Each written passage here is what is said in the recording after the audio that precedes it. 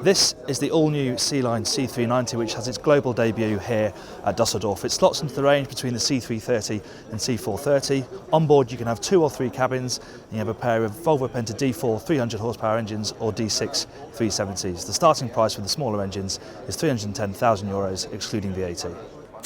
Like the C330 and C430, the main deck on this boat is about combining the cockpit and the saloon. That's why you have this top hinge window.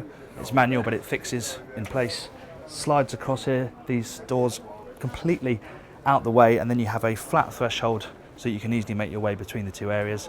This boat has the extended seating package in the cockpit, but you can have a wet bar on the transom if you want it, and there's a sliding canopy overhead so that you can have shelter if you need to. Moving inside, the galley's a decent size, and it covers up when it's not being used. This lid folds down and covers it up so that you can keep it out of the way, and it's in a really good position opposite the dinette. And what you notice inside the saloon is the amount of light.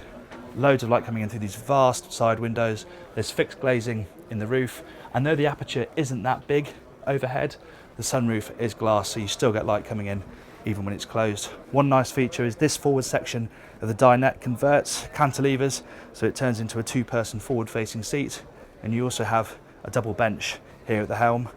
This helm bench does bolster, but for me this is the best driving position. You're nice and close to the helm, everything falls to hand really easily, even the chart plotter is nice and close, your view's really good, and you also have access out to the side deck through this side door, and it's great for ventilation too. One particularly nice aspect of the boat is this starboard side deck. The decks are asymmetric, so the port one is much narrower, but this one's a really good size. It's also sunken down till just forward of midway, and of course you can come straight out from this side door by the helm. You step up to move forward, and then you have more than just a sun pad on the foredeck. Yes, there is some sunbathing space, but you also have a nice couples bench, which should prove a nice place to sit when the boat's on anchor or when you're motoring along at displacement speeds.